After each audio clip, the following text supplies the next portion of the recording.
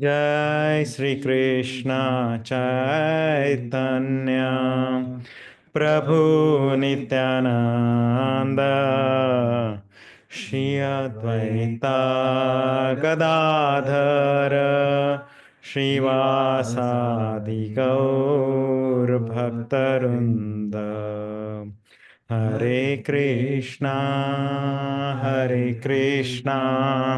Krishna Krishna Hare Hare Hare Ram Ram Ram Hare Hare. We'll now sing Mangalacharan and then we'll start the class. ॐ अज्ञानतिमिरान्धस्य ज्ञानाञ्जनशलाकया चक्षुरुन्मिलितं येन तस्मै श्रीगुरुवे नमः. श्रीचैतन्यमनोभीष्टं स्थापितं येन भूतले स्वयं रूपा कदा मह्यं ददाति स्वपदान्तिकम्. वन्देऽहं श्रीगुरु श्रीयुतापादकमलं श्रीगुरुं वैष्णवांश्च श्रीरूपं साग्रजातं सहगणा रघुनाथान्वितं तं सजीवं साधवैतं सावधूतं परिजनसहितं कृष्णचैतन्यदेवं श्रीराधाकृष्णपादान् सहगणा ललिता श्रीविशाखान्वितंश्च. हे कृष्ण करुणा सिन्धु दीनबन्धो जगत्पते गोपेशा गोपेशा कान्ता राधा कान्ता नमोऽस्तु ते. तप्त कांचन गौरांगे राधे वृंदावनेश्वरी वृषभानुसुते देवी प्रणमामि हरिप्रिये. वाञ्छाकल्पतरुभ्यश्च कृपा सिन्धुभवेय च पतितानां पावनेभ्यो वैष्णवेभ्यो नमो नमः. श्रीकृष्ण चैतन्य प्रभु नित्यानंद श्री अद्वैत गदाधर श्रीवासादि गौर भक्तवृंद. हरे कृष्णा कृष्णा कृष्णा हरे हरे हरे राम राम राम हरे हरे. हरे कृष्णा कृष्णा कृष्णा हरे हरे हरे राम राम राम हरे हरे. हरे Krishna Krishna Krishna Hare Hare Hare Ram Ram Ram Hare Hare. Hare Krishna. Welcome to every devotee is here in person as well as remote who is joining the class on the auspicious day of Ramanomi. So before joining the class, I want to offer my thanks and obeisances to Damodar Hari Prabhu and Nandanani Priya Mataji, who has given me this service and encouraged me and motivated me to conduct the class on their behalf. So please pray for me and allow me to speak some favorable words regarding to the Prabhupada books on Bhagavad Gita as it is, and we will start our systematic study, weekly study. Here I'll start on the chapter 7, but before we start, I also want to explain the Sanskrit meaning of each of the chapters that we have. So we'll only talk about the chapter 7 because in the previous of your weekly studies, Damodari Prabhu has already covered the Karma Yoga section. The first chapter of the Karma Yoga was the observing the armies on the battlefield of Kurukshetra. Now, in Sanskrit term, it is called Arjun Vishad Yoga because Arjun has been explaining. First, the army was observed, and Arjun was explaining all his difficulties of not fighting the war. Then, where Arjun explains all these problems, and then Krishna starts explaining, and that is the Sankhya Yoga philosophy.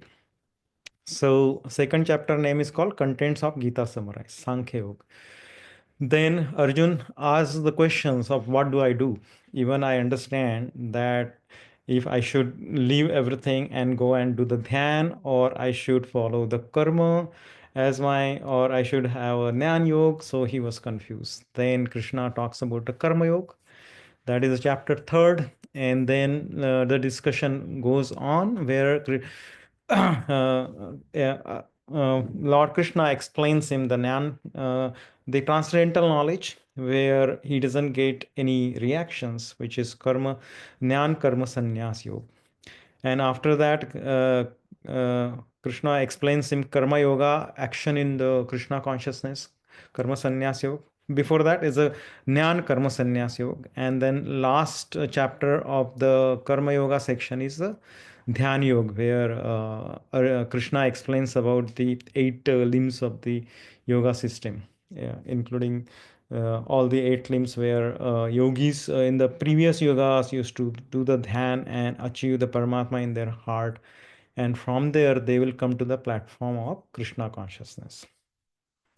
Now, Krishna in the last verse also he explains out of all the yoga systems, the devotees, the whoever devotes to him is the most intimate to him, and they will come to him. So on that platform, Krishna starts the Bhakti Yoga section. And the first chapter that we started studying is called Knowledge of Absolute. Because now, coming to the platform of Bhakti Yoga, one is to understand where to render that bhakti. So, who is that personality whom to render to bhakti? Now, Krishna will explain about, Krishna starts explaining about himself in this chapter. Some of the verses, most half of the verses we have covered it here. So we'll just go to the couple of the verses here. Give me a minute.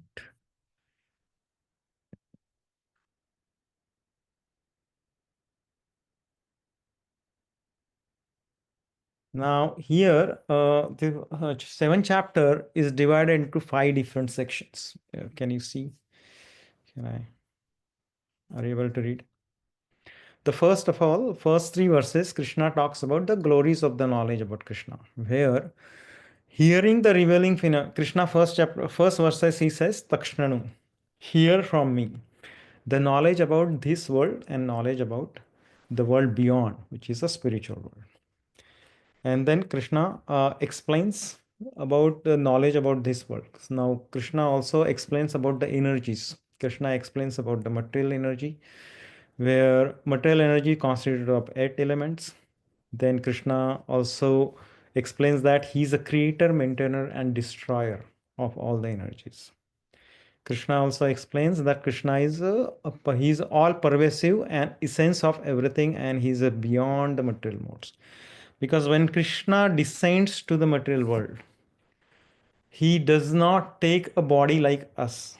Krishna comes in a spiritual form as if he takes the same body as he was having in spiritual world, and he descends like that. But Yoga Maya, his internal potency, covers his body and looks like he's like us. So many people who does not have understanding of spirituality or understanding about knowledge about Krishna, they think Krishna is like any of us. So Krishna then he explains in the next section where knowledge about he's talking about the surrendering unto Lord Krishna. That's 13 to 19, where Krishna also talks about Jiva is, so whoever is the living entities in coming in the material world, they are transcendenting into the material modes of material nature, where mode of passion, mode of ignorance, and mode of goodness. So they are under the control of Maya. So Maya is controlled by the three modes. So who is the control of the Maya here in this our material world is the Durga Devi. So she takes care of working through this three material mode. She gives a situation and she controls all living entity. That includes starting from Brahma to all insect and everything is under the modes of material nature. Nobody can be escaped. So that's how the material mode is. Now, we also has seen the explanation on the 15 and 16 verse from Madhavchandra Prabhu's class, where four people who worship Krishna, who come to Krishna consciousness, and four people who does not come to the Krishna consciousness. And also 17 to 19, we saw that those who surrender to the Krishna are magnanimous and Gyani, and in best of them, a pure devotee is extremely rare. So we also saw those verses. So we'll read quickly read about those verses here. Just translation. Hare Krishna, Hare what is Krishna. the four kinds of people? Sorry, What Prabhu. are the four kinds of people? He was mentioning in that. So in the 15 and 16 verse, we covered that there are four kind of people come to the Krishna: Artha, Artharthi, uh, Arthi, Artharthi, Jigyasu, or and Gyani. So they are the four people always come to the Krishna. So these are the one. We'll read the translation right here. So four kinds of pious men begin to render devotional service unto me: distressed, desire of wealth, inquisitive, and who is searching for the knowledge of the absolute. These are the people always come to Krishna consciousness or under the platform of serving the devotional service unto the Krishna. And then four kind of people who will not seek the devotional service. Those miscreants who are grossly foolish, who are the lowest of this is one category. Second is who is lowest of the mankind. Third is the whose knowledge is stolen by the illusion, and fourth is who partakes the atheistic nature of demons do not surrender unto me. That's what Krishna explains in the verse 15. So we explained here all these things in the previous two classes. Even Damodari Prabhu has covered it, so I don't want to repeat it unless if you guys want to me to repeat. But I'll go ahead and start the next section. And then the 17th verse we Damodari Prabhu also covered is of these the one who is in full knowledge. These are the four people who render the service. One is Artharthi. Artha means who is in trouble. Jigyasu, who is seeking who is inquisitive, and the Gyani, who is rendering the service. Out of those four, one who is in full knowledge, the Gyani, who is always engaged in the pure devotional service, is the best. That is the most beloved to the Krishna. For I am very dear to him, and he is dear to me. So that's what Krishna explains here. Then, yes, When you Mataji. say pure, that means like without any swarth or without any self advantage. Yes. So pure definition of pure differs as per our gradual understanding. So we can relate pure is no material contamination for simplification of understanding that what is a pure devotional service? The devotional service which doesn't have any material desire. So when we say what do I do when I do devotional service? So as Damodari Prabhu always explains, right? We render the devotional service to Krishna as if we want to love Krishna. We want to do the seva for Krishna. We want to care for Krishna. We want to see how we can make Krishna happy without expecting a return, anything return from Krishna. So love terminology is like explained in our previous class by Madhav Chandra Prabhu. So the love happens between two soul or two living entities or is where there is no expectations against each other. So if I am loving someone, I am just rendering a love to that individual entity without expecting something in return.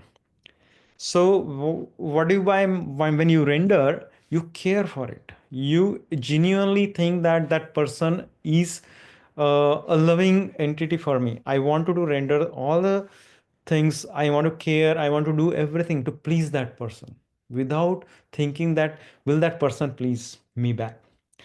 Now in modern society, we see a lot of examples where love happens, where people get married, and then suddenly we show a lot of differences. Oh, you don't love me. That means you don't care for me. You just think that work is more important than me. You think that you are not giving me roses. You think you are not taking me to a different places. So love is more modern society is more bodily platform. Love is more on the materialistic gain platform. So then we don't think that can be a pure love. That is more focus on what we get out of that love, right? I want to get something out of that love. And what is that something? I want to gain something for me. It's more selfish. So pure love more falls into the category there is no material gain and there is no expectations. So that's a definition of pure love that I can explain. But pure love, as we understand more concepts of Bhagavad Gita and beyond, pure love definitions even goes beyond. So that's what 18, and then all these devotees who undoubtedly magnanimous are undoubtedly magnanimous souls. But he who is situated in knowledge of me, I consider to be just like my own self. Being engaged in my devotion in transcendental service, he is sure to attain the highest and more perfect goal. So, why Krishna says magnanimous soul? I think Damodara Prabhu also explained that. Uh, so, these are the souls, these are beyond the modes. And when there are pure devotees who are rendering a service, Maya Devi cannot control them. Then Yoga Maya controls them. So the transition happens when we get into the pure platform of rendering the service to the Godhead. So then, who are situated in the knowledge of me? So when we say, hey, reading Bhagavad Gita is the knowledge of Krishna only, of course, that is the beginning stage. Krishna's knowledge is nobody, even Brahma says, Brahma Samhita, I cannot understand you even fragment of it. So, understanding Krishna and his qualities and his pastimes is beyond anybody. Krishna, Brahma Samhita, Brahmaji says, your qualities are ever growing. They are growing beyond one can understand. Hare Krishna. So, Krishna's qualities are beyond anybody's understanding. So, what is a knowledge about Krishna? Knowledge is what we learn from Shastra. Knowledge is being given by Krishna in Bhagavad Gita. So, those are the source of our knowledge. Also, revelation by Acharya. Our predecessor Acharyas, they have revealed. How they are revealed? They are revealed in their heart by Krishna, that who Krishna is, what is their pastime. But there's that revelation is also insignificant, very little. But when we understand that revelation, we feel that that's so much. Because Krishna's qualities are infinite. So that's why Krishna says, who he is such situated in that knowledge of me, even little bit of knowledge of me. I consider him to be just like my own self. When he says own self, that doesn't mean that it's a Krishna himself. He says he's like my family. He's my own. He's like my child, because Krishna is the father of all living entities. Being engaged in my transcendental service as a devotional service, he's sure to attain me, the highest and most perfect goal. So when we say transcendental service, this is our beginning stage is we chant a Mahamantra, Hare Krishna, Krishna Krishna, Hare Hare, Hare Rama, Rama Rama, Hare Hare. So this is where our beginning of the devotional service happens. We clear our mind, our dirt in our mind. So when we chant this mantra, one of the preacher has said, example, you have come to the first time to the platform of Krishna consciousness and you start chanting. Will you see everything success in your life? One day, when I was in temple and I was distributing a books, and also I was requesting one of the couple that why don't you join our Bhagavad Gita class? They asked, what would I get from this? What benefit I'll get? I said, you will get a benefit of gaining a knowledge of why bad things happens to the good people. You will learn a lot of things about the nature of how certain things work certain way and how you can react to it or how you can act to it. He says, but I won't get any gain out of it. I heard that doing a bhakti, people sometimes go through the pain. So can I not get rid of my pain? I said, eventually you will get rid of all pain. But they was not convinced. Maybe my explanation was not convincing enough for them. But what I'm going towards is the katha that one of the Prabhuji has explained, not katha, but incidents he explained or analogy he explained. When you do the devotional service or chanting, you are just like opening a room, dark room, after millions of years, which has full of dust. And you are trying to clean that room with the broom. What happens when you try to clean the room with the broom or anything? Then dust particles will go in the air. Earlier, when you open the room, nothing is in there. Air is clean. But as you start sweeping, the dust particles will go up. And it will look like that there's not clarity. There's so many things. It's very dusty. And you will feel like coughing or something like so super dusty, right? But in the process, you will see that all dust is eventually going away as you start cleaning up the whole room. So the process may appear to be tough or maybe difficult, or sometimes may appear to be like, oh, struggling. But this is just the beginning. But in the end, we get is clean room. Similarly, when we do the devotional service, we will get a love of Krishna, but Krishna will test through the whole process. So, this life, when we go through this whole devotional service, we'll always get into some of our karmic reactions. That doesn't completely go away, but Krishna reduces them to the significant. In a previous couple years or few years back, in one of the Matajis in our Seattle congregation, this incident was told to me by Damodari Prabhu. I think he discussed in one of the class. So that Mataji was doing the reading, palm reading, and she was not into the Krishna consciousness platform, and she was reading, and then devotee's hand, and she says, "You're you will have serious illness." And you'll suffer. Like she's expecting him to be in the hospital and then on the deathbed, deathbed. Hmm? Palmistry. Yeah, palmistry. Okay. And then what happens is she says, "But do you have any problems right now, health?" He says, "No, not much." What is your history? Then she was asking all questions, and she shocked that he's healthy enough, and he doesn't. Her hand lines are showing something else, and she says, "What are you doing?" He says, "No, I'm just chanting. I'm just in Krishna consciousness. It's Seattle." And what due to chanting? So she was asking all these things, and then she realized the influence of Krishna was so heavy on the action that person could have received, that all the problems Krishna has reduced. That doesn't guarantee that every single person's problems will be always reduced. But Krishna, as he sees the intent of our bhakti, intent of seriousness, intent of our sadhana, to surrender to him, render service to him, he will take care. That is for sure. Many, many verses Krishna explains that. In the verses, this is this verse in 18.16, Sarva Dharma Parityaja Mamekam Sharanam Vraja. So here Krishna explains, abandon all varieties of religion.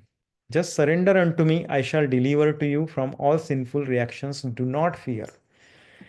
So, what is Krishna explains is when we say religion, he says all beliefs in the material world. If you have atheistic beliefs, theistic beliefs anywhere, just come to me and I shall deliver you. Not only deliver you, all your sinful reactions, karmic reactions. So, very powerful statements Krishna delivers, but sometimes it takes us a life or many, many lifetimes to even understand this. So, by mercy of Srila Prabhupada, this is what we get is a clear-cut understanding as in this modern science or modern model. And now, last verse that Damodari Prabhu in previous class covered is Bahunam Janmanam Ante Gyanman Mam Prapadyate Vasudevah Sarvamiti Sahmatma Sudurlibha. After many, many births and days, he who actually is in knowledge surrenders unto me, knowing me to be the cause of all causes, all that is such a great soul is very rare. So here, like living entity will say how many births I might have gone. We might have gone more than trillions or zillions of birth. Then how one can say that? Because human body is very rare. Human species, we as per Vedas, it says it takes 8.54 million species to get to the human birth. Does this mean that? Can you repeat that again? It takes 8.4 one soul has to transmigrate from one body to another body in 8.4 million species of life before he gets another human birth. So that is how the transmigration process is so deep and so longing. Now every single soul's timeline of living can be different. If one is born as an animal, typical average of the most of the animal is 20 years. Human can be also depending on a yuga, it can be different. In Kali Yuga, Satya Yuga, the lifespan of the human was 100,000 years on an average. Satya Yuga. Then Treta Yuga is 10,000, Dwapar Yuga was 1,000, and Kali Yuga is 100 years. That was how ideal was, ideal average.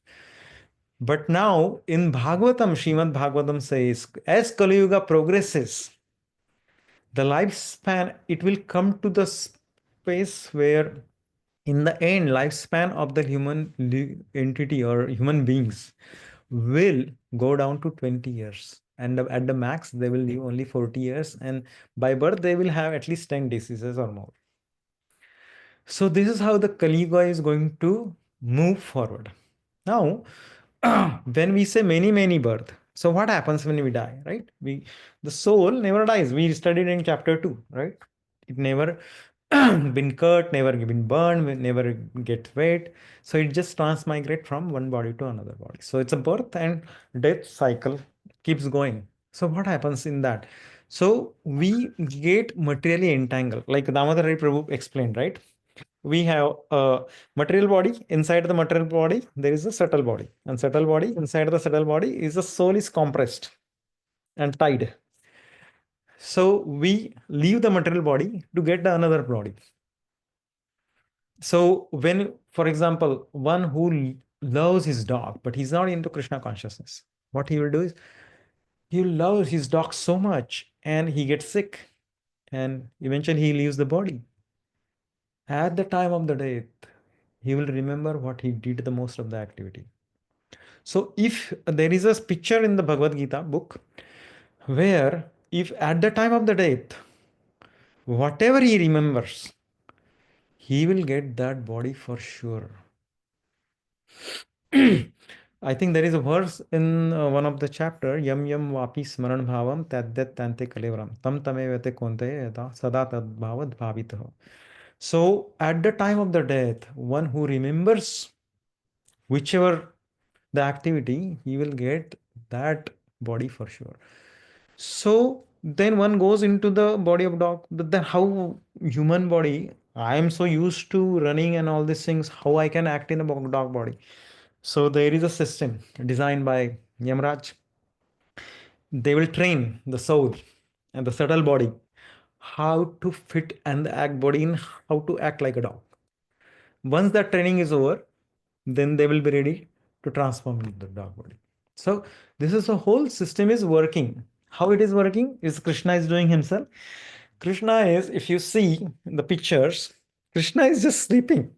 The Mahavishnu was sleeping, but everything is acting as per his instructions. So we'll go a little bit detail. I want to just explain you who is Krishna, and we have explained, but I just want to revise that concept.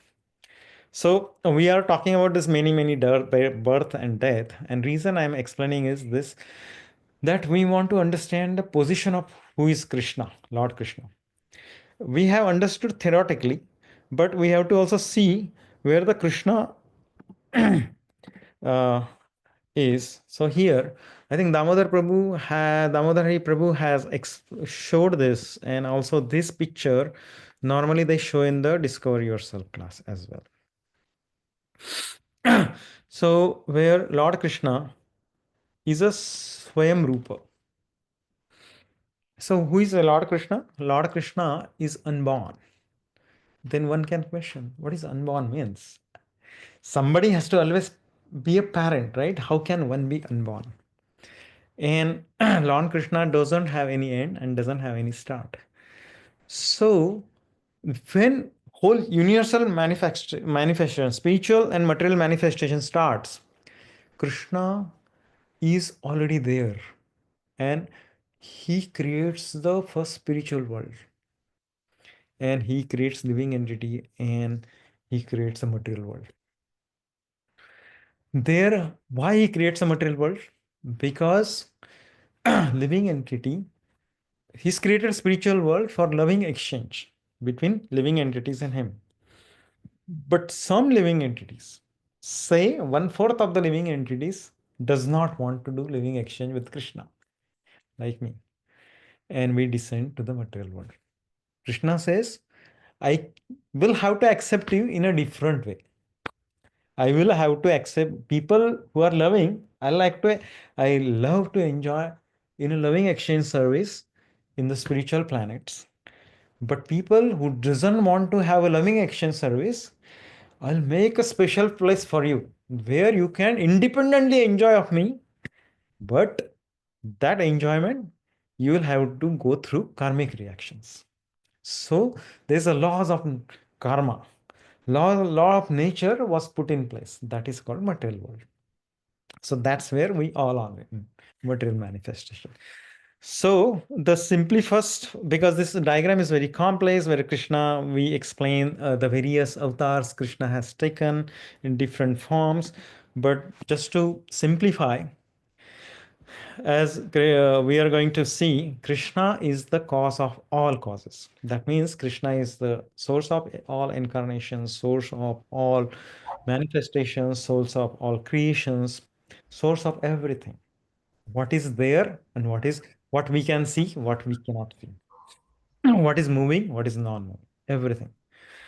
And then what happens is Krishna is alone by himself. He creates all these things, and then first manifestation he does is Balramji. And from the heart manifestation, he creates Radharani. Radharani is his heart, the loving exchange. That is happens. The intimate loving exchange Krishna wants to do is with Radharani, because Radha and Krishna is non-different, because Radharani is the expansion of Krishna's heart. Now, on the Balramji, I'm only showing the Balramji expansion here because I want to get to the material world creation here. So Balramji expands into the first quadruple expansion called Vasudeva, Sankirshan, Pradyumnan, Aniruddha. And from the Sankirshan expands to Narayan. Now we say Narayan, Human Narayan. There are so many songs, kirtans happens. So that is this Narayan, the Vaikuntha planet. He's like the Lord of the Vaikuntha planet. And from Narayan, the second quadruple expansion happens called Vasudev, Sankirshan, Pradyumna, and Aniruddha. from the Mahashankarshan. This can be called also Mahashankarshan, because he expands into Mahavishnu, and that Vishnu's name is called Karano Dakshai Mahavishnu. So why is a Karano ocean? Because when Shankarshan comes as a expands in spiritual world, there is a need to create a one fourth of the spirit. The whole ball is like, if you say big round is the spiritual world, they make the one fourth of the spiritual world as a material world. So there is a big balloon happens, and that balloon is a huge amount of layers of material nature is outlined into that balloon. And then Sankarshan enters as a Mahavishnu, and his size is so big. And what he happens is he enters into that balloon, material balloon, and that is so dark, and he feels sweatiness. So he sweats, Mahavishnu, and half of the balloon is filled with the water, and that is called Karana Ocean or Karana Ocean, Karana Samudra. So that is called Karana Dakshai Mahavishnu. And what he does is he lays down on that half filled water on that ocean, and every single breathe out, zillionth of material universe comes out of his each skins and pores. And when all the universe comes out, they get manifested. So in every single universe, Mahavishnu expands into the Garbho Dakshay Vishnu. There are tiny, some universes are big, some universes are tiny. Garbho Daksha, Mahavishnu enters into each universe as a Garbho Dakshay Vishnu. And what he does is he goes there and he again lies down. And how? Because universe was empty. It's like another balloon. And that this every universe has a eight or many more layers of layerings, of material layerings, the subtle layerings, like intelligent layering, mind, intelligence, the earth, air, water, all thick layers. And these layers are of millions of miles layers. Now this is, each universe is like that. Garbho Dakshay Vishnu enters into this, each of this, and lies down. And does he lie down on this? Like, no, there is again half universe is filled with water of from coming from sweat from his body. He lies down. When he's trying to lie down, before he lies down, Balram expands into the Sheshnag, and then he becomes a bed for the Garbhodakshay Vishnu, and Garbhodakshay Vishnu lies on that bed. And then on the hood of this Sheshnag, then Mahavishnu's, when not Mahavishnu, Garbhodakshay Vishnu lies, the lotus stems come from his navel, and it just goes on, and 14 planetary systems gets created around that stem. And the last planet, the whole 14 planetary system is lying on the hood of the Sheshnag. He's just carrying all the weight. And then last planet of the 14th planetary system is the Brahmalok. And when Brahma is manifested, he is the only one. He's the first living entity. He doesn't have father or mother. His father is actually Garbhodakshay Vishnu. Now, the third one is called Shirodakshay Vishnu. So there are three Purusha avatar. One is the Mahavishnu, which is Karanodakshay Vishnu, who is in the Karana ocean. Second is the Garbha ocean, is the Garbhodakshay Vishnu. And then Shirodakshay Vishnu expands from Garbhodakshay Vishnu and goes into Shirasagar. There is another ocean called Shirasagar on the very top planet of the material ocean. On the right corner, you can say, if you want to visualize, and there where the Shirasagar ocean, if you might have heard of Shirasagar, that's where the Shirodakshay Vishnu goes, and there where the Lakshmi Mata also accompanies him. And he also been bed under the Sheshnag. So now Shirodakshay Vishnu enters as a Paramatma in every single living entities, as well as every atoms, like Damodar Prabhu was explaining, right? Every space, every atom is filled with either a living entity, if not even that, super soul is always occupying the entire space of water, ether, air, fire, and everything. All the elements are filled by Paramatma. Because in the material manifestation, nothing moves without a will of Paramatma. Means if bad things is happening with us, is it a will of Paramatma? No. Is it because bad thing may happen because of previous life karmic reactions are coming into play? And Paramatma is just an observer to our situation. Just like there are two birds sitting onto the branches. I think this is one of the analogy Prabhupada has given, that how is Atma and Paramatma act is like a two birds, and one bird is doing action and other bird is just watching him. He is not involved in his action. He's just witnessing, he's observing. So that's what Paramatma does. Then then if I'm suffering, how come Paramatma is not helping him? He will help when somebody seeks for his help. If I'm saying I'm doing all the good things, I'm just helping the old man, but I got into the accident by helping him, then Paramatma is so cruel. I was helping. No. Paramatma has nothing to do with our action and reaction, because it is to do with living entity's desire to do action and reaction and get the reactions. Paramatma is impartial in that nature. But when does the Paramatma becomes a partial? When we seek for help, when we render service to him, then he starts exchange between you, a living entity, and super soul. That's where the Paramatma becomes partial. Until then, Paramatma is impartial. So Paramatma, that's why he says, I am, all living entities is equal to me. And I am not taking side of anyone. When, if everything is going as per the cycle of activity and results, reactions. That's how the whole world is moving. But whenever who is rendering the service, God, Krishna will respond. Just like example, Draupadi was getting into this Vashraharan. There, she was first seeking a help of King Dhritarashtra. He didn't say anything. Then she went to the Bhishma Pitama as a Balwan. He can protect. He said, I'm helpless. She went to the Guru Dronacharya Krupacharya. He said, I'm bound to the throne, and if throne is not doing anything, I cannot do anything. She went to everyone. She also see that her husbands are been sold and they cannot be helpful. She went to everyone. Vidur was not very powerful enough to fight against it. He was powerful enough to raise a voice and discriminate, but he was not powerful enough to resist the Duryodhana and challenge him. When she saw that nobody in this sabha is ready to help me, she got tired, frustrated. In the end, she realized there is only one person now I can go because I have nobody else to go with. It's Krishna. When she started seeking for help, that's instantly Krishna comes and started giving him all the saris.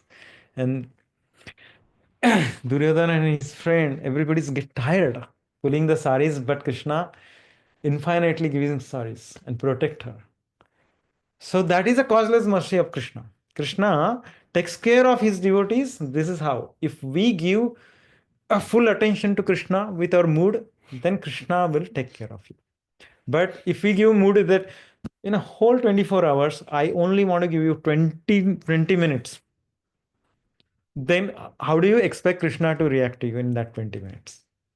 Then you'll say, oh, started talking about my name like Hare Krishna, but I didn't get anything out of it. Why? What was the mood we were calling Krishna with? If my mood was Hare Krishna, Krishna Krishna, Hare Hare, Hare Rama, what was that? Oh yeah, Hare Krishna, Hare Krishna. Then am I really calling Krishna, or I'm just doing sake of saying that Hare Krishna, Hare Krishna? Intention, where is the intention, right? So yes, so that's where I wanted to also show that Krishna is source of all incarnation, source of all creations, and he takes care of living entities. He takes care of everyone. Even Krishna is in demigods. Krishna is who are the demigods? Like Brahma. Even Prabhupada says Lord Shiva is a demigod. There is a Sadashiv planet beyond the material world. He is an expansion of Lord Vishnu, but with the mode of ignorance, pinch of ignorance. Because his goal is to do the material manifestation, the Prakriti, Utpan. That means uh, Krishna and Durga Devi in the Sadashiv planet, they want to create all the progenis. So they help Vishnu to create all, so that living entity can be given bodies according to their nature. So when Sadashiv gets into the east of the material world, he becomes a Lord Shiva and he becomes a living.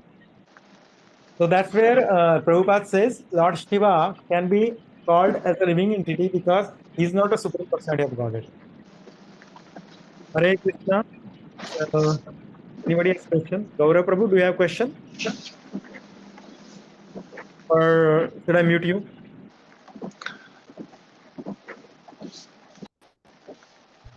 Sorry. Uh, sorry. Hare Krishna.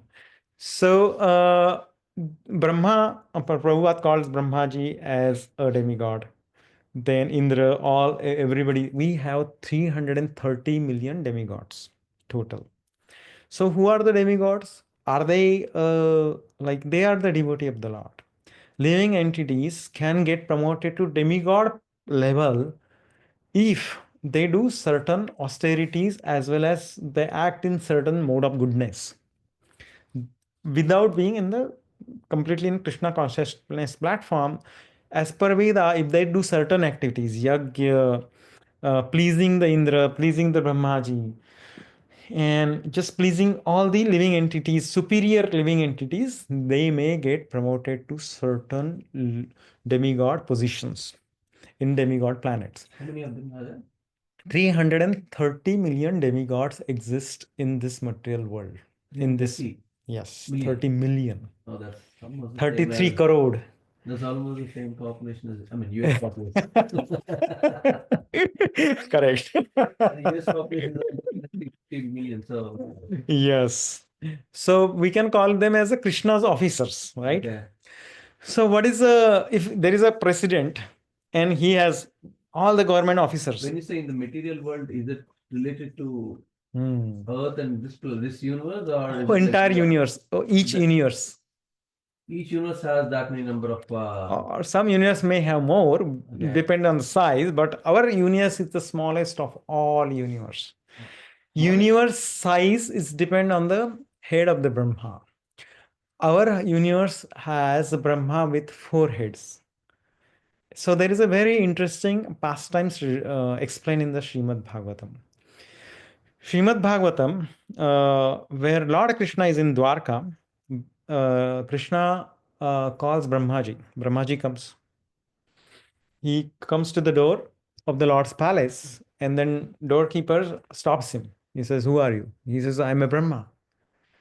So he says, "Which Brahma?" He says, "What? I'm the only one Brahma in this universe. What are you saying? Which Brahma?" He says, "Tell me more about your identity. Who are you? Which Brahma?" He says, "Tell Krishna that I Brahma come." He goes and comes back, and Krishna is asking, "Which Brahma are you?" And then he says, "How come?" Krishna says, "Which Brahma? There is only one Brahma in the whole universe. How can he ask?" But he says, "I cannot let you enter until you answer." He said, "I am the father of 4 Kumaras." He says, "Okay, I'll tell that to Krishna." Oh, he says, "Father of 4 Kumaras." Okay, okay, let him in. He says, "Okay, what is this weird question?" And I answered, and he let me in. He enters that hall. That hall was, once he enters, it is magical hall where it was humongous hall. And he sees hundreds and millions of Brahmas are paying obeisances. Some Brahmas has millions of heads, some Brahmas has thousands of heads, some Brahmas has 10 heads, hundreds heads, like that. And he's almost like, wow, he's never even imagined that this can be happen, that there are so many Brahmas coming from different planets. And not only Brahmas, there are so many Shivs with different many heads. There are so many other demigods are coming and entering, and there are sun gods are coming, and so many things are coming, and he is mesmerized, and he's not sure, and he says, I don't know you, who you are. I don't know anything beyond this material world. So that's where Krishna, he learns that our universe is the smallest of all the universes, because the minimum heads is 4 heads Brahma can have. That's why our universe has the Brahma with 4 heads. That's why Brahma is the smallest. So the demigods are the devotees of the Lord. They are also subordinate to the Lord Krishna, because Krishna gives them activities. That rain god, they are Varun Dev, right? He showers, he gives rain. Then there are a sun god, he gives the sunlight. Moon god, moonlight. So many positions, so many gods. There are Dhanvantari. There are so many things God gives. Demigods are responsible for, and they are also part of the universal form of the body. What do you mean by part? If God is everywhere, if he was like, he has shown a universal form to Arjun in the battlefield, and that will come in the chapter, I think 11, right? Universal form. So there Krishna is showing all universal form. So there you see Brahma is ahead. And also in some of the verses it explains how all the demigods are fitting into Lord's universal form. So they are eventually tattvataha, by philosophy, they are part of the universal body of the God. And they, but is demigods, like you can say, is Ganpati, Shivji, or Kartikeya, or others, they are a god, right? Why you call him demigod? They can be also at same level of Krishna. No, they are simply a living entities. They have given a position. They may have given some positions may be long term, some positions could be short term, but they are given a position of that demigod. They have given a power to perform that position. So most of the demigods will given a power to even give you the benediction, but that benediction will have limited powers compared to Krishna. So for example, we have many more examples. Anybody has question? Sorry. Prabhu, like this understanding of demigods, say Shivaji is a demigod or Ganapati is a demigod, Yeah. it contradicts with some of the Mahapuranas. For example, Shiva Yes. Mahapuran, if I Yes. take it, Yes. or in fact, even Bhagavatam itself says multiple times that you should not see the difference between Hari and Hara, or like when Daksha Yajna happens and everything gets destroyed, Narayana himself comes and tells that, hey, don't distinguish or belittle Shiva. I Hmm. think this could be a Yeah. not correct understanding of Prabhu as well. So I think Purana. So what happens is, let me first also give you a little bit of background. So when Vyasdev writes 18 Puranas, first he writes Vedas. After that, 4 Vedas. Okay. After that, he writes Puranas, 18 Puranas. Then his mind is not satisfied. In one of the Purana, Lord Shiva becomes a superior to Lord Vishnu. If we say three devatas, right? Vishnu, Brahma, Vishnu, Mahesh. Then they says who is superior. In one of the yugas, Lord Vishnu allows Lord Mahesh or Shivaji to be superior God than himself. So he can render a service to him. And that is explained in Shiv Purana, that why Shivji is greater. And this is out of love for Shivji, because who is the Shivji? In Srimad Bhagavatam, he says, Vaishnava Nam Yatha Shambho. Shambho means Shivji. Vaishnava Nam Yatha Shambho means who is the greatest of all Vaishnava is Shivji. Everywhere there is a Krishna's temple around, there will be Lord Shiva's temple will be always there. He will be the gatekeeper for Krishna. Now, For other Puranas where it mentioned like Ganapati or other, they are no less than a Krishna. Krishna, and it is for whom karma kandi. It is for whom who wants to dedicate their prayers to the demigod. Yes. And how? That we'll see in the subsequent verse. Because we in Puranas, it is explains. Purana explains as per the material conception. Purana does not go beyond and explain the spiritual conception. Most of the Purana focuses on how one can live the life, how one can elevate the life to the upper planets. Or we can go to even the Shiv planet, Brahmalok, Shivlok. But not many Puranas talks about going back to the Goloka Dham. But the Srimad Bhagavatam, that's where Srimad Bhagavatam gets introduced. So Vyasdev says that I'm so unhappy. I mean, my heart is not satisfied writing all 18 Puranas and 4 Vedas. Something is missing.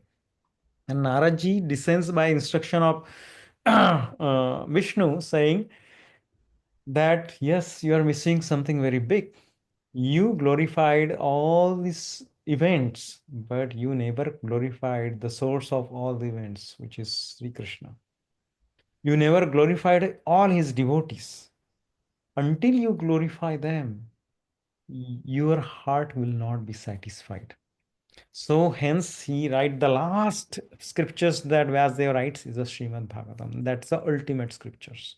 And that is the most bona fide scriptures in the age of Kali. Because age of Kali, we don't have a lifetime to read about the Vedas, so many verses, and Puranas, so much.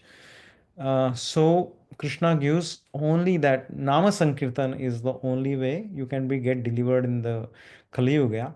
And only devotional service is rendering a devotional service is the most easiest way. And that instruction you can understand through Srimad Bhagavatam. Thank you, Prabhu. And even in Srimad Bhagavatam also, I think every time we get to this conflict, who is good, I think Vyasji clarifies that Shiva and Vishnu are heart of each other, that kind of a meaning. Yes. But yeah, thank you. Correct. So Shiva is a very special tattva. Shiva, though Prabhupada calls him demigod category, but Shiva many times is a part of the Vishnu tattva with a glimpse of like mode of ignorance. But if Shiva is a manifestation from Vishnu itself. So Shiva falls not into the completely a living entity, or not into the Supreme Personality of Godhead himself, but it's in the middle. That's why they call it Shiva Tattva is a very special Tattva. Yeah, and I just want to clarify that when we say mode of ignorance, I think he is the power. Not He mode doesn't of have ignorance. even a pinch of it. I think Correct, he correct. himself is not. His body is not touched to the mode of ignorance, but when he's acting, it is demonstrating that he's in mode of ignorance. But he himself is mind-wise, he is in the Shuddha Sattva state. Correct. He is always beyond the modes. That's very correct. But Brahmaji is not. Brahmaji is a pure living entity. They are not no Shuddha Tattva there. But he is the highest living entity, or he's the first living entity on this universe. Yes, Mataji. Yes. Yes. You can come sit there. We have read that it talks about Govind. Govind. It Yes. says Sadashiv Yes. resides where Govind resides. So it's like not everywhere else, but Correct. that line I stopped reading further. Yes. Because of the same truth I was trying to figure out. Yes, yes, And yes. then second thing is Shiva himself said about Radharani and Govind himself. I don't remember the phrase, but he always chant that, right? Govindam Adi Purusham Yes. Tamam basically. Brajami. Yes. And even in Brahma Samhita also we see Brahma about Samhita Govind. Govinda. So there are so many Yes, yes, yes. So many explanations about. Correct. Yes. Yeah, I just want to complete it, Prabhu. When we can see the reciprocation also, every time Rama or Krishna comes, they look after in their bodily form. They always worship Shiva. Correct, correct. So there is a very big story. That's a very, very great question. So when one worships the Shiva, so he is the greatest devotee. And Shiva, what does he chant? Shiva chants Ram. Shiva's spiritual master or spiritual god is Sri Ram.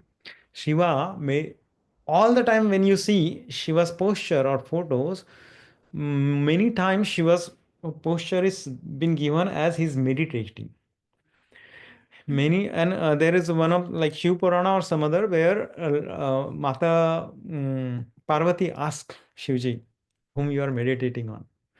He says, I am meditating on Lord Ram. And there's a very beautiful pastime because Ram Navami, so I want to say it. I know Ram Damodari Prabhu may not happy if I don't cover the verse, but I want to at least give this pastime because this pastime I heard from my Guru Maharaj.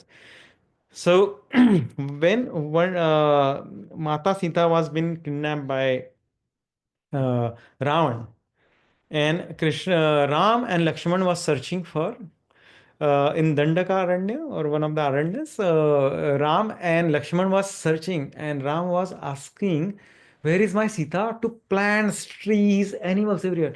Did you find my Sita? Did you see my Sita? Where she is? Did you see? He was asking like that. And Lakshmana was also behind him, and both were crying and like they are acting like a normal living entities. Now Shivji and Parvati Mata is going in the Akash Gaman, and by the moment Shivji sees Lord Ram and Lakshman, Shivji starts paying obeisances, and Parvati says, "What are you doing? This living entity who's crying, you are paying obeisances."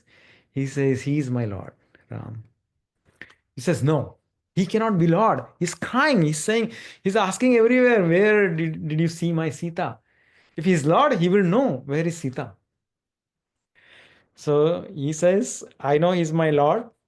He says, "No, I don't believe." He said, "If you don't believe, why don't you test and figure it out whether he's Lord, he's Bhagwan or not?" He says, "Okay."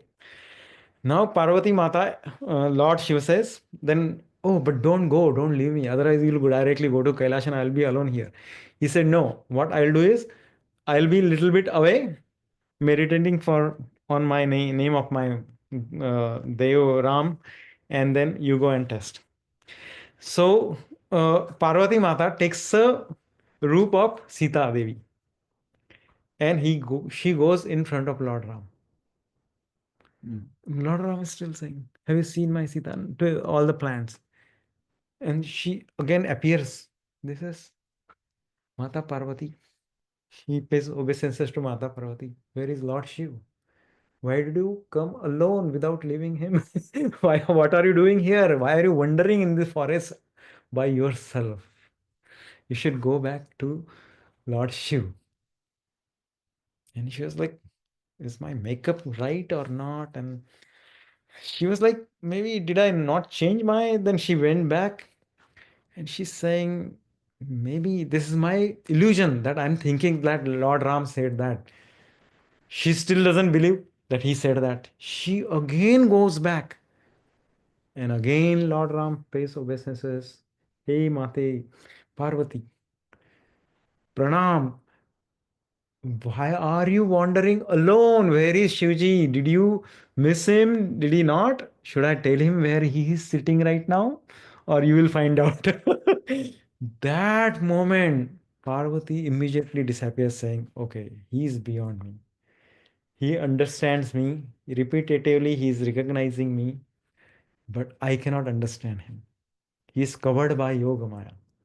That's why it is in illusion for her that he is a Lord Ram."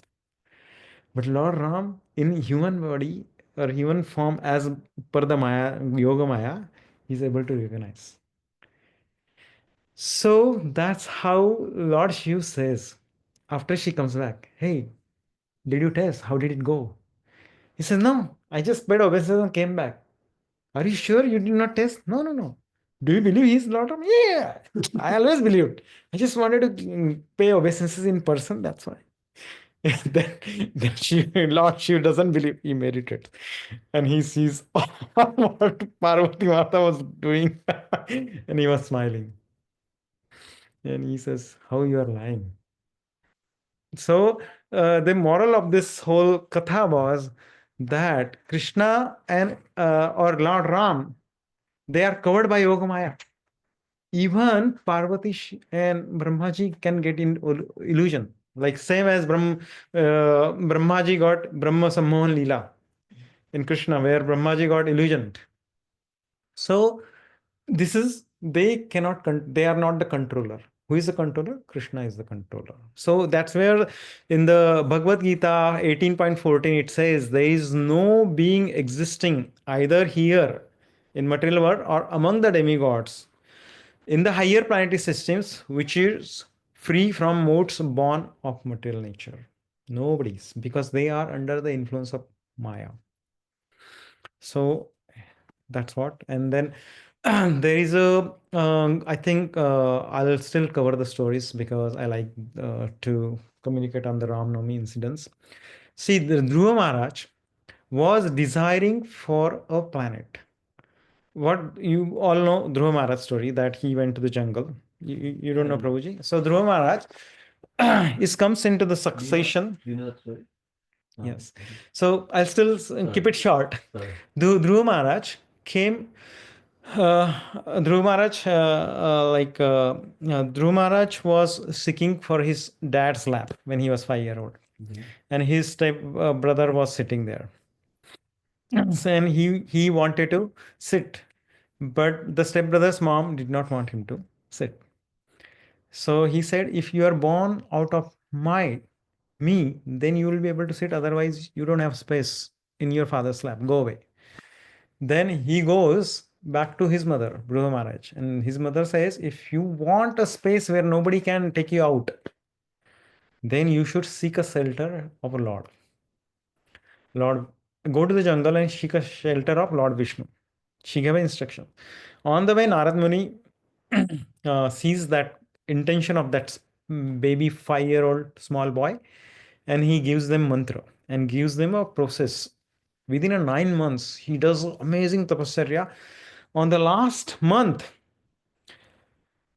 Dhruva Maharaj comes to Vrindavan, the Vraj and he does the all 9 months tapasya. Last month, when he chants Krishna's name, he stops breathing. He doesn't even take airs. Before that, he only takes air. Before that, he will only drink water. Before that, he will only eat vegetables or fruits, like that. He gradually increased to the stage where he stopped taking any air and he was chanting. The whole planetary system was moving upside down. Indra and everybody was sweating. They're saying, my position is in danger. Let me go to the Brahma. And all Brahmaji and everybody goes to Vishnu and says, please give him darshan. Otherwise, the whole planet will collapse because his tapasya is, we cannot handle it. Then Lord Vishnu appears and gave him. Then Dhruva Maharaj says, I don't know how to, because I have no knowledge about him. I don't know how to praise you.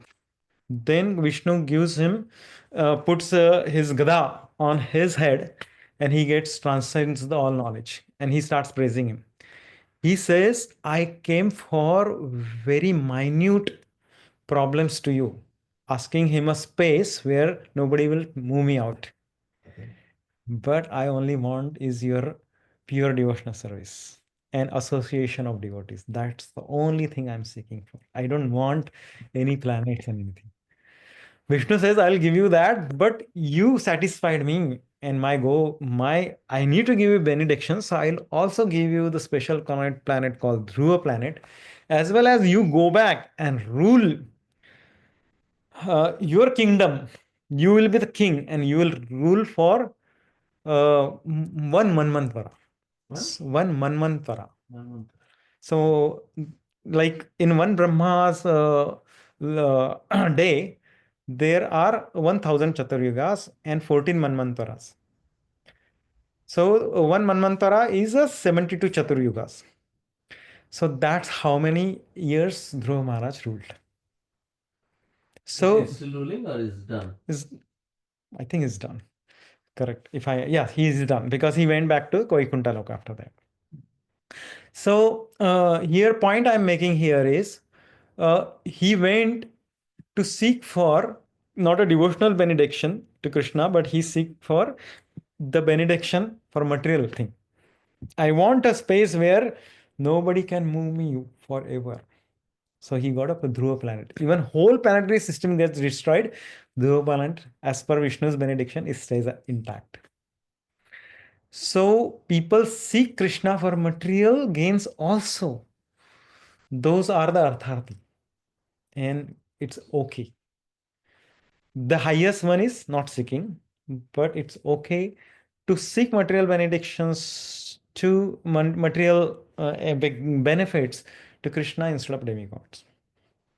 Then there is an example of Brahman. Another very beautiful example is given in Chaitanya Charitamrita, where there is a one Brahman who was worshipping Lord Shiva. He's a Shiva Bhakta. But he has a strong material desire that he wanted a paras money. What is that paras money? Touchstone, where anything he touches will become a gold. And then what he does is that paras money, he takes that paras money. He wants to get the paras money from Lord Shiv. Lord Shiv comes in his dream. And he says, I am happy with your tapasya, but I think I can refer you to the place where you'll get parasmani. He says, where it is? Lord, please. He says, you go to the Vrindavan Dham where Sanatan Goswami name person is there. He has this parasmani. You should seek from him and say, Lord Shiva has instructed me to come to you and take. He goes all the way to Vrindavan Dham. He's like very excited. Yes, finally I got what I want. And I'm going to get what I want. He goes in a hurry. Are you Sanatan Goswami? He said, yes.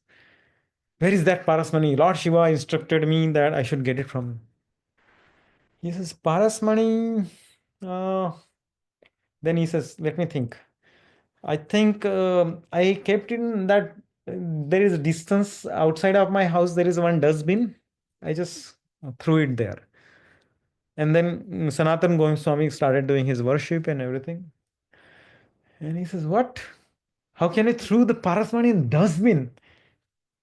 He says, go get it if you want. Otherwise, I'm going to throw in Yamuna. I said, no, let me find out. He goes, gets parasmani, and he wants to test it out. He just checks on his the iron pots, and he says, oh, wow, it turned gold. Wow, he's happy. So and then he pays obeisance and he starts walking. So, okay, I got what material gain I want, and I'm walking off. After some distance walking, he's thinking, why this Swamiji has kept parasmani in the dustbin, and why he's not using it in his activities. And I don't see any of his pots are clay pots, nothing is gold, nothing is around. What is he doing with parasmani, first of all, and why he's not even caring about it? He's thinking. Then, internally, Paramatma gives a little bit of thoughts, provocation. He must have something better than a parasmani. That's why he doesn't care about parasmani. Let me go and chase him and ask him, why you don't care about parasmani? And what is the more precious you have that you don't feel very importance of parasmani? He says, he goes to the Sanatana Goswami place, please give me that which is more precious than parasmani. He said, if you believe me, I am more precious than parasmani, then you have to believe me what I say. He said, what? First of all, you go and take this parasmani and throw in the Yamuna river. Once you throw, come back to him, then I'll give you. He said, no, I will not do it. He said, then you won't get that most precious things ever. You will not get with parasmani. He said, okay. Then he goes, throws the parasmani and again comes back thinking that he will get even which will be like touchstone for the diamond, so many things. Like he was thinking all material. And he says, no, you threw. Now I'll give you the mantra, devotional service, the pure devotional service. Chant Hare Krishna, Krishna Krishna, Hare Hare, Hare Rama, Rama Rama, Hare. Because Sanatan Goswami was so powerful, he's a Manjari himself. Is what? Manjari. Manjari. We'll talk about it that Okay. later. So he gives so powerful by touching him. He understands the importance of mantra and he understands the importance of pure devotional service, and all the pores of this, the closed pores of these devotional activities were opened up, and he picked up from there, and he achieved the pure devotional service at the end of his life.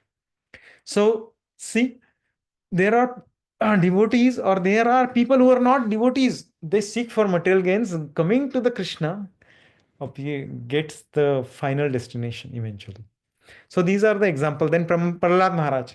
When Prahlad Maharaj was in big trouble, he could have asked Indra. He could have asked Brahmaji, please save me. He could have asked Shivji, take your Trishul and kill him. He only called Lord Vishnu. Nobody else. Or Narsimha. No one else. So because all these people, all these great devotees exactly knows that who is the source of all sources, who is the root of everyone, who is the person behind giving power to demigod, who is in the heart of the demigod, that Paramatma, that is the Sri Krishna, that is the Vishnu Tattva, that is the Vishnu. That I need to render service. That's where I need to render. That's where I need to depend on. Then gopis. There is an example in the Srimad Bhagavatam. Gopis worship goddess Kaitayani. Parsu? Katyayani. Katyayani, okay. Durga. Ma Durga. So it's an expansion of Durga. Now they worship. They say, oh, there are so many examples that all the pure devotees are worshipping goddess. But what Katyayani Mata, what they seek boon? I only want Krishna as my husband. No material gains. Only I want to worship Krishna. Why? Why Krishna as, why not lover only, and why stop Krishna as why I want Krishna as a husband?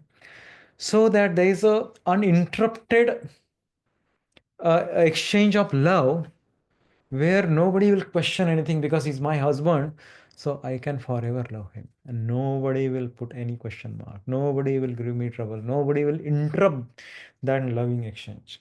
Hence, they had a strong desire to make Krishna as a husband, because they had intensity of love beyond they can control in their own activity. Being a household holder, they thought, oh, if Krishna becomes my husband, then I don't have to do anything else in this material activity except complete 100% loving intensity with Krishna as my husband. Just to serving Krishna as a husband is a legality in this world. So they just want that. Nobody should come in a way. So that is the where they worship the demigods. So what it tells that we should worship demigod to say that I want pure devotional service, uninterrupted devotional service to Krishna. Whenever we go to any demigod temple, we cannot say, oh, this is not Krishna temple, I will not go. No. They are still superior to us in terms of devotion. They are still superior to us in terms of seniority of a devotion. They are superior to us in terms of power. They are superior to us in how Krishna has given them power. So we should never ever, becomes a Vaishnava aparat if we say, oh, Ganpati, I don't care. No. They are still respected. Krishna will not like if one disrespects the demigod. But we should not render the devotional service to them. We should not ask for the boon to them.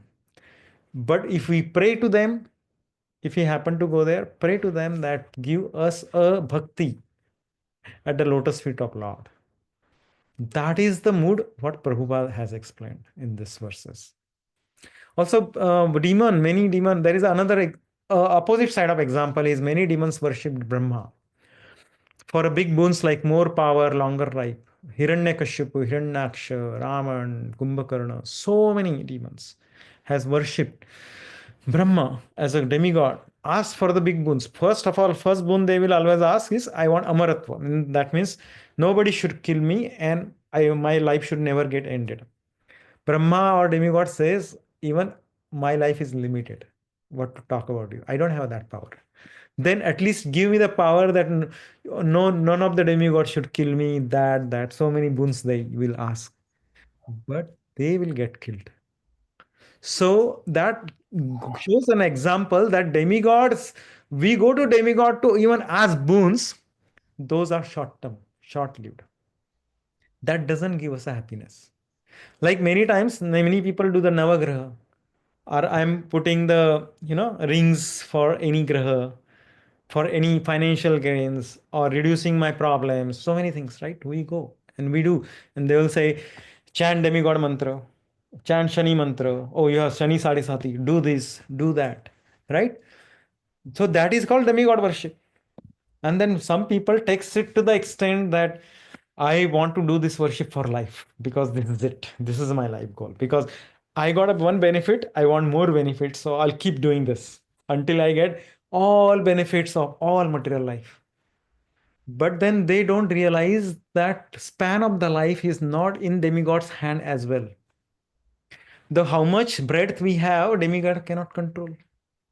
If demigod gives us a golden house with a diamond, but if our last moment is tomorrow, what is the use of that house? What is the use of that boon? There is no such advantage we can get out of the boon from demigod. So those are the examples I remember from hearing some of the lectures. So yeah, I just wanted to share. But today, before we end, we'll start one verse. Sorry. And then that verse will start with the verse number 20. Okay.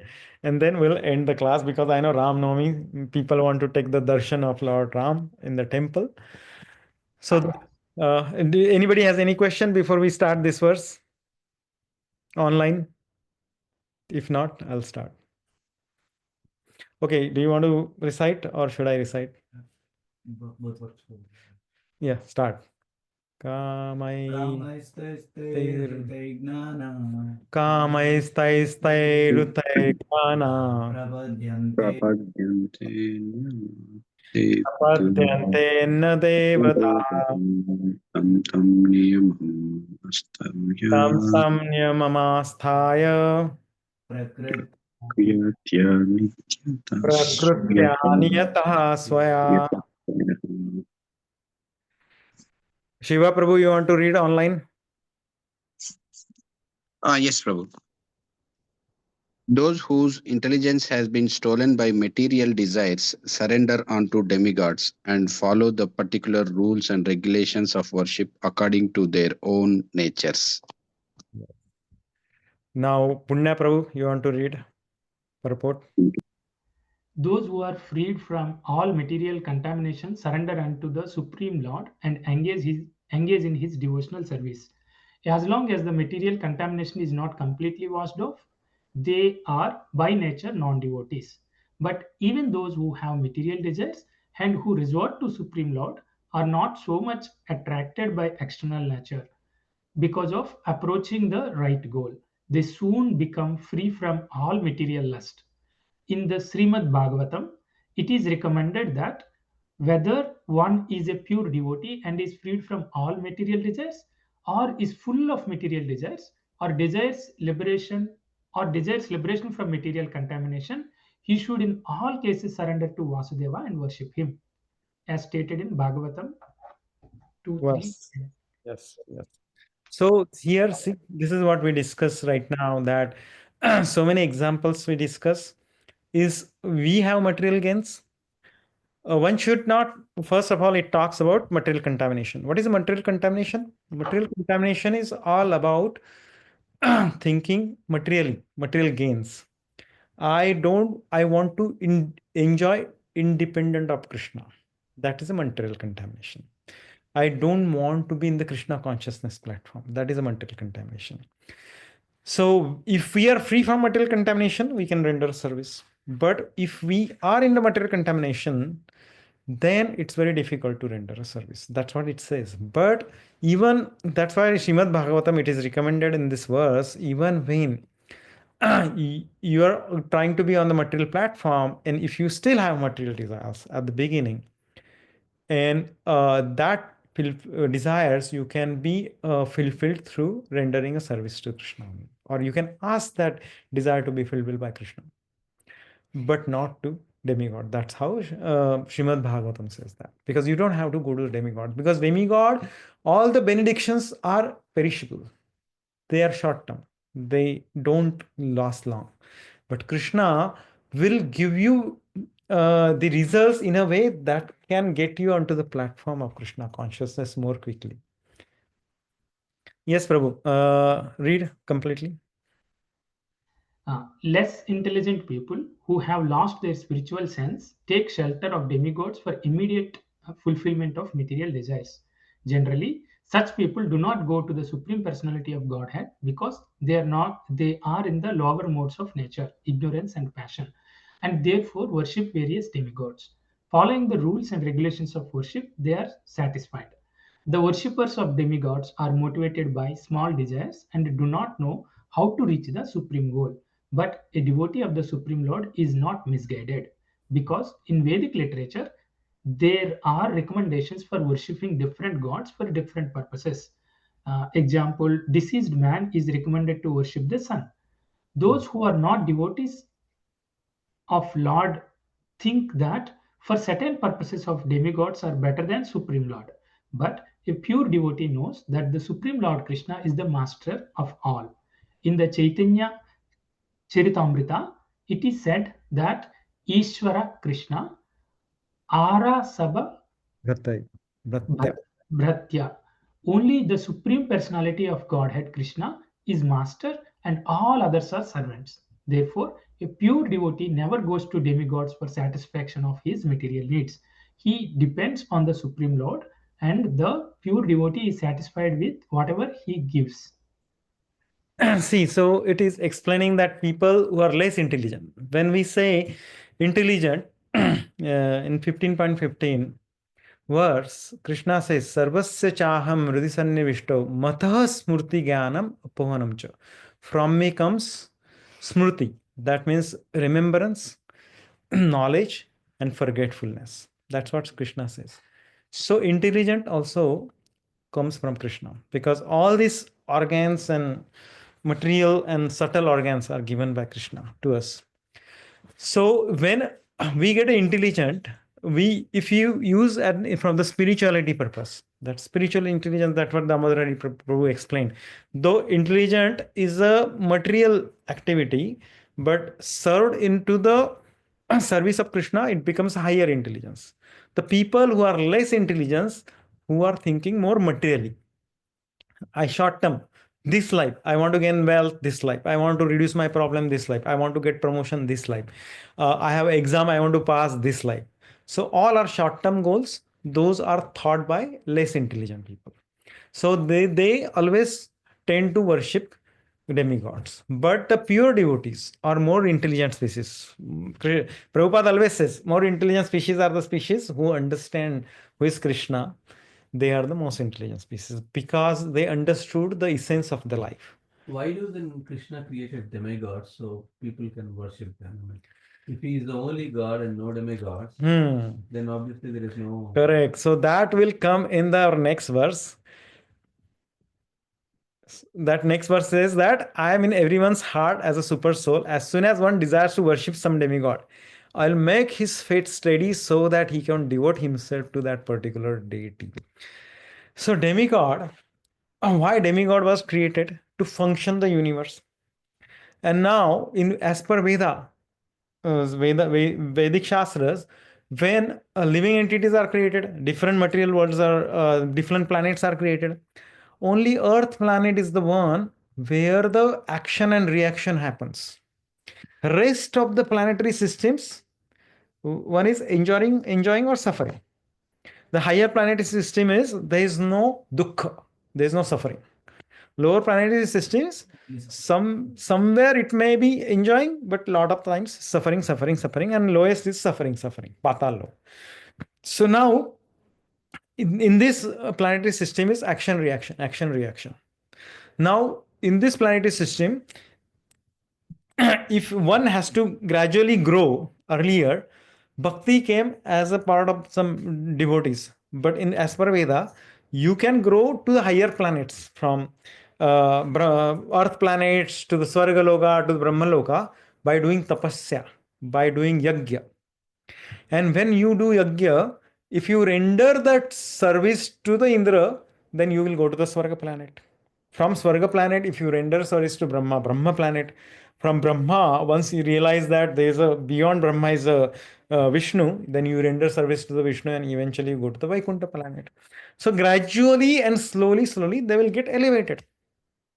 So as per the Vedas explains how to live in the material world and then eventually gradually uplift your consciousness to the higher level.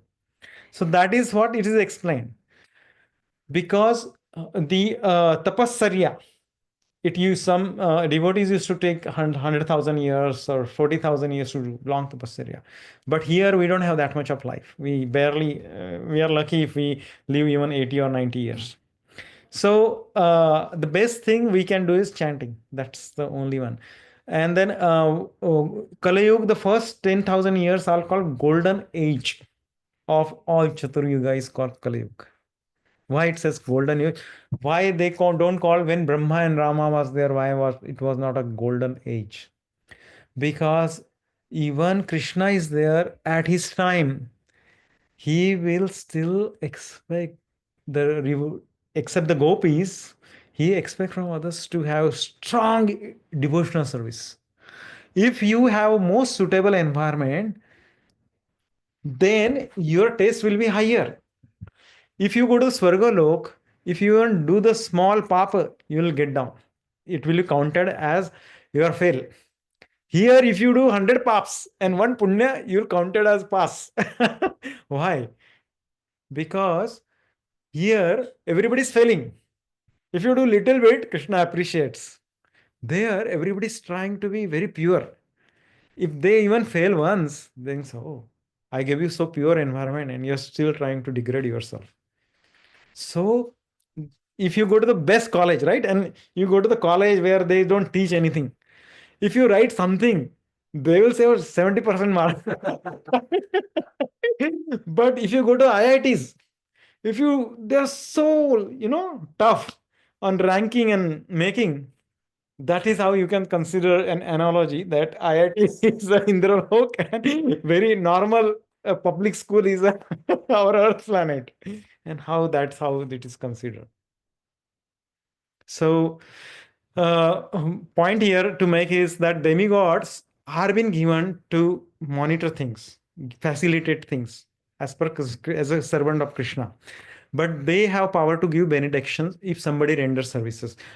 People, they want to have a strong desire to enjoy. They says, I rather have a demigod fulfill that wish, but that will be temporary. But does demigod has a power themselves? No. That's where the next purport will say. Krishna says in the another next verse. So these ones I bestow that benefit are bestowed by me alone. That benediction coming from demigod is actually coming from sanctioned by the Paramatma or Krishna himself.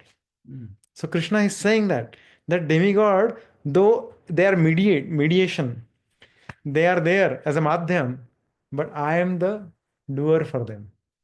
The final doer is Krishna. It's not demigod. But then why Krishna even supports that?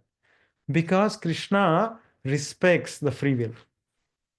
Now, one has a free will to enjoy. Krishna says that is the only thing I have independence for the living entity is to make a free will. They are free to think that they want to enjoy. They only want material gain. They don't want to see Krishna. That's fine. I will make it facilitate to them. Life after life, birth after birth, they will be doing that forever. But they will be in the death and life chakra all along until they realize that living entity's main goal is to have a loving exchange with Krishna. Just like there is one person who goes and tastes the wine and says, I like it, but I'm not going to have it. I'm very strict on restricting myself. I'll never have more than that. At some time, he will start breaking rules on weekends with friends party. I'll have two today, but I'll maintain. Eventually, that will grow.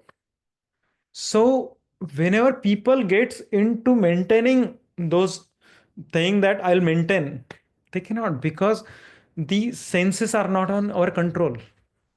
They constantly ask for desire. If I say I get a promotion and I want to have, say, a 10K increase, I got it. Now what is next year? No. I want more now. I got once. I got a taste of success. I want more. I'm not going to stop there. I have to have more. Now at the cost of what? Cost of everything. Because I want to run after that material success, irrespective of my relatives, families, peers, no one. I don't care. Because I got success, I want to win. I cannot lose. Right? Many people has that determination, they go after it. It's something wrong. They can only decide what is wrong and what is right. I don't have that but knowledge, but I'm just saying that human entity or living entity is never satisfied in life after life doing any free will, any desire except loving exchange with Krishna. You can love wife, sons, all for that life. Next life, another different son, different life. It goes on. Many people in America, they get married, get divorced, get married, get divorced. They're not satisfied. So living entity in terms, their basic tendency from spirituality perspective is they need to be rendering loving exchange with Krishna. That's the only thing that can satisfy living entity, nothing else. Every other satisfaction is temporary in this material world, and hence we are going in getting stuck in the bondage of death and life cycle, because we'll always be seeking for satisfaction. Many people like seek says, okay, I want to have this food, I want to enjoy, I got it. Yeah, after I went to restaurant, I ate gulab jamun, coming home, no, next time I'm not going to go to that restaurant. I felt I was happy and I ate too much, but now my tummy is not feeling good. So we create desires after one after the another. Desire never ends. It just goes and on and on and on. But what living entity does is creates desire. Or what do we do as a free will? Will create desires. That's the only thing we do. Then Krishna and also Maya Devi, they decide, should I sanction his desire or not? Based on my karma, store in my karma. If I don't have any karma, it cannot be sanctioned. So example is the person who lost his legs, he wants to walk. If he doesn't have any karma sanctions, he cannot walk. But if he has sanction, it may be get facilitated. He will get artificial legs and he can at least move. So those are the things is been given facilitated by Krishna through Maya Devi to us in this world. But then people get one test. Oh, I did something. I'm happy. I want to do that again. The desire will increase. As long as it is a material desire, it will never be satisfied for long. It will be satisfied as short term. So, any other question online? Punya Prabhu, Shiva Prabhu. I know, I think couple of devotees wrong. No, Prabhu, we are good. Punya Prabhu. Yeah, yes, Prabhu. I'm good. Thank you, Prabhu. Any other? Satisfied souls. Yeah, Question? I would like to have that the chart that you have shown, right? There Krishna and Balrama and all that stuff, right? This one? Yes, this is Yes. interesting. Yeah. I pulled it up from somewhere because I remember this very well. That's what Madhav Chandra Prabhu taught me. It is coming from Chaitanya Charitamrita Srimad Bhagavatam, part of it. And then Madhav Chandra Prabhu explained me, and somehow it stick to my mind. So I was about to explain, but I thought if I show, then if I say, it will be easy to forget. But if I show, then you will at least remember that diagram. That's why I pulled it up. second canto of Bhagavatam explains how the universe is in existence. So step by step, how these different forms came. Those things are all explained. So they explain how Brahma explains to Narada, like how they. There will be class. We may go in very, very detail on this at some point, but it's very interesting, right? Shirodakshai here Mahavishnu, when I said that, right, that when he breathes out, zillions of universe comes out, and then he breathes in, all the universe comes back inside him. So our universe will go back inside him. Then what do you mean by that? Then we are alive? No. Alive means we don't have body there, material body. Then what are we? We are in the compressed format of either a subtle body or compressed soul format, sitting there in the tummy of Mahavishnu. And then when he breathes out, we go into, as per that, we'll go into certain universe and go there. And then we will be there for, in one single universe, for minimum 311 trillion years, 40 billion years. That's the life of one Brahma. So that's how the whole chakra is going on forever. It is never stopped. It is not like 300 million trillion years. Okay, everybody's going to Goloka. Nothing like that. So that's where we also saw that verse, right? Sa Mahatma Durlabha. That when we talk about the pure devotional service, when we become a sadhan bhakta, when we practice with more mood, we get into the state of from nimna bhakta to madhyam, madhyam to uttam. When we go to the uttam bhakta, then there are even more steps to get to the purified stage. Eventually get to the Krishna Prem. But then if we say, oh, if it is taking a long time, I'll do the next life. What is the guarantee that you will get a human life? And what is the guarantee that you will get a bhakti platform? The biggest risk of this human form is to lose the human form. You should at least get the next life as human, if not to the Krishna. One should always attend for Krishna Prem, but at least you should not miss the next life as a human form if you cannot complete the bhakti form. So that's the intention of this life.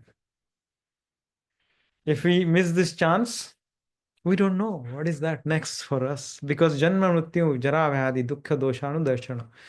This life is all about Janma Mrityu Jara Vyadi. That's it. Whole bondage of material bondage is going on forever. Thank you very much, devotees, for attending class. I think we will call it out done. It's almost like a 6 o'clock. And I think Shiva Prabhu and others wants to also take a darshan of Lord Ram. So we will meet next week. Please give me feedback what you want to hear more or less, so I can adjust those. I don't know whether I bored you or I gave a wrong explanation on something. So please forgive me for that. Hare Krishna. Hare Krishna, Prabhu. Hare Krishna, everyone.